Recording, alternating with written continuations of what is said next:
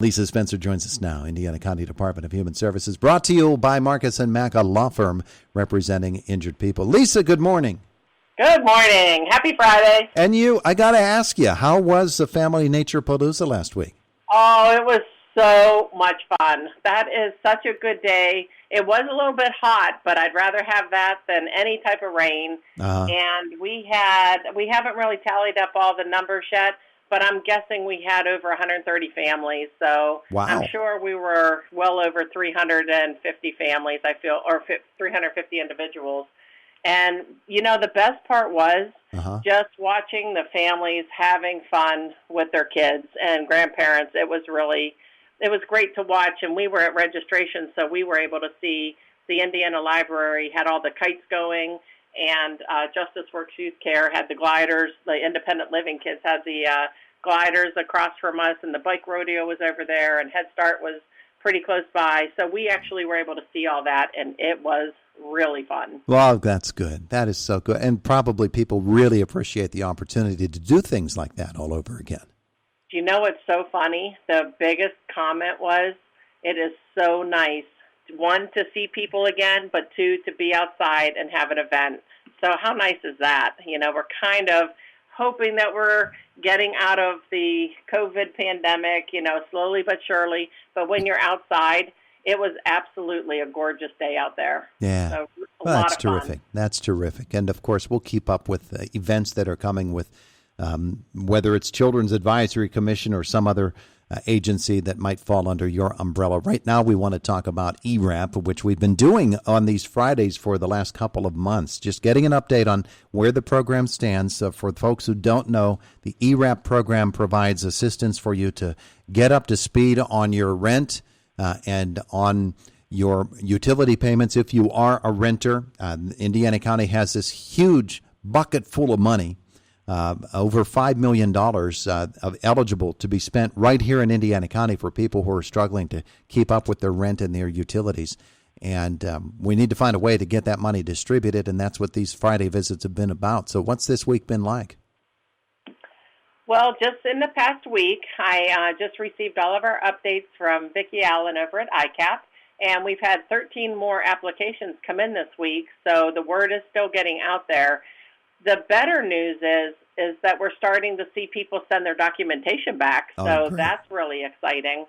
So we had 222 pending last week. That's down to 219, but I know that we just received 3 or 4 piles of documentation that we had sent over to ICAP.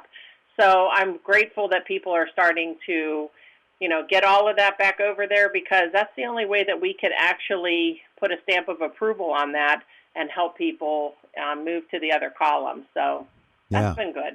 Yeah, it is, but there's so much more that can be done. This is money that is just sitting there in a pot waiting for people to reach in and grab some of it.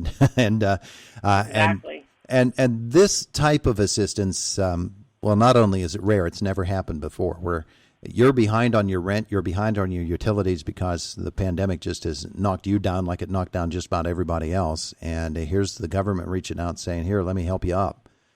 So for people who rent, this is specifically for them here in Indiana County, and for their landlords. Of course, this is a key thing. Those landlords, they've had this moratorium in place where they really have no way to enforce the rent, and so they need this kind of assistance to help people, to help them to meet their mortgage payments. They have the same sort of expenses, and the utility company is going to come after them if the renters themselves don't pay. Absolutely. I think that's really what we're looking at, is really trying to help those landlords and the utility companies, just trying to make them whole again. It's really important that people think about that, but it's also important for the renters. Now that the economy is starting to open back up, we see all these jobs.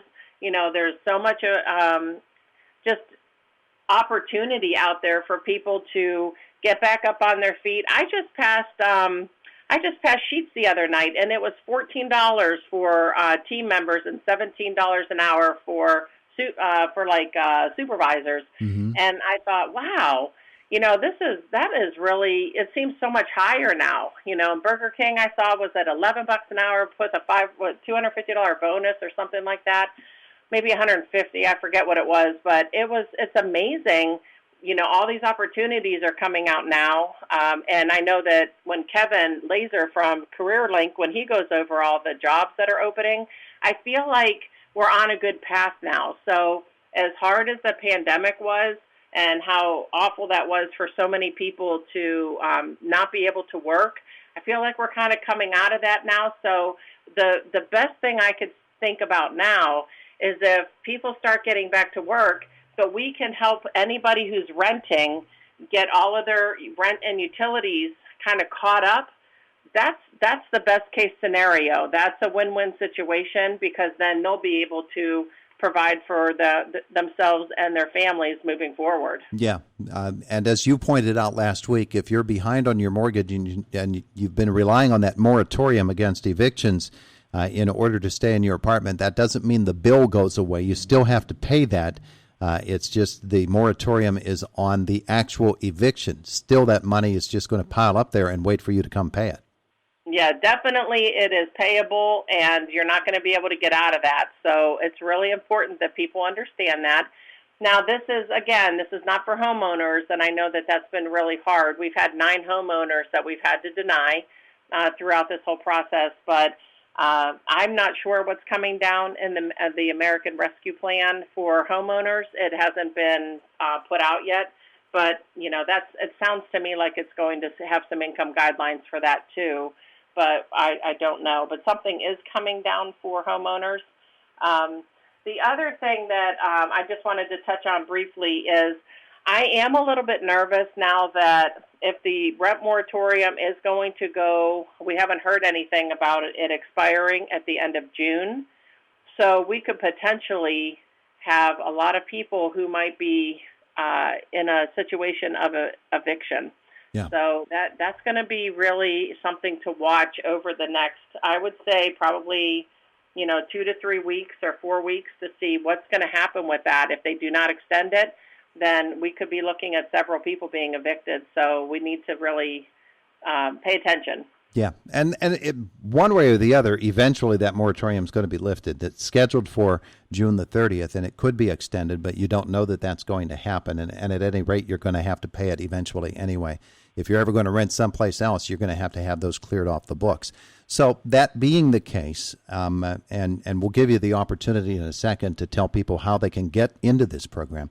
But let's talk to those people who might be perfectly fine living in their home and they're good. However, they know people, they have relatives or friends or neighbors who they know are renting and they know are struggling. Somehow, if we could have those people explain to those others that are behind that there's a program that can help you. We need everybody on board with this. I guess that's what I'm getting at. I agree. I think word of mouth is actually one of the best ways to do this. I think that we've tried everything that we know how to do marketing-wise to provide outreach to the county, to make sure that people know about this program. I still feel that we have not even touched the surface on some of the people who are on unemployment right now. That's an automatic qualifier if you are under the income guidelines.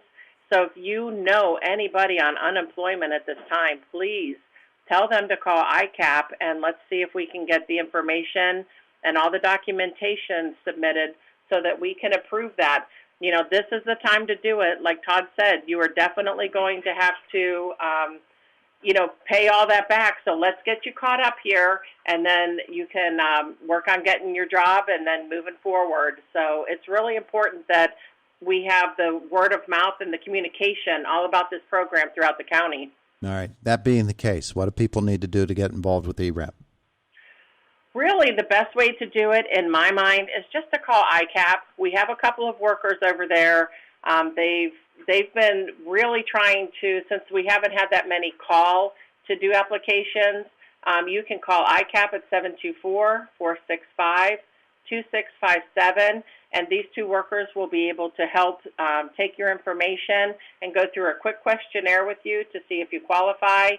before you end up doing all the paperwork. So I think that's the easiest way to do it, that I would recommend. And so when these two workers are not following up with people who are trying to apply for the program, they're actually in touch with the people who have already applied that need to return that documentation. So we are keeping them really busy, because that's a lot of tracking people down and tracking down bills and landlords and different things like that. So, but I really would like to help as many people as we can who are eligible for this program before we no longer have the money. Yeah, that's the thing. There is a deadline that is in play here for a certain percentage of that money to be distributed by a certain date, and we need to make sure that we're always aware of that. That date is? Well, right now it looks like it's the end of July, like the 65%. If we do not show the 65% of the $5.5 million plus, which is over almost $3.6 million that we would need to get to that threshold, which obviously we're not going to hit. I mean, right now, I haven't had an invoice yet from ERAP for this week, but even if they do another, 40 or 50,000, we're just looking kind of like around 300,000 or maybe a little bit over that. So we're not even close to hitting our 65%. So I'm going to venture a guess to say that we'll be one of the counties, one of many, many counties that will be giving money back to the state. Yeah, and that's too bad, because that money is earmarked for here in Indiana County. But that being the case, okay, we know that we can reach out to people, and we can do our best to get it out there so folks can have their rent and their utilities paid if they are renters. All right, so Lisa, that's the deal there. We'll catch up with you again next Friday. Find out how it has gone in this past week. Meanwhile, folks can call ERAP. Give that number again. 724-465-2657. All right, very good. And that's for the ERAP program. And actually, the one thing, Todd, I wanted to say that is really positive about this program is the amount of people who have figured out how to pay their rent is astounding to me. And I'm really proud of Indiana County for, figuring out ways to keep their bills up. So there is, like, if you look at it from a different side, there's still a positive, even though we're helping as many people as we can, or, the people that need to be helped, other people have really figured out how to keep themselves on board here, and it's just really encouraging to see. Nice silver lining, on a cloudy day. I'm very proud of the people who have really, kind of dug down real deeply and have figured this out. I mean, you always have to look at, give some, praise some positive too, because that's a good job for people who have figured it out. Absolutely. But we're here to help the people who are struggling, and that's what it's all about. All right. We're just here to help. Very good, okay. Lisa. Thank you. Good, okay. Lisa. Thank you. Good, okay. Lisa.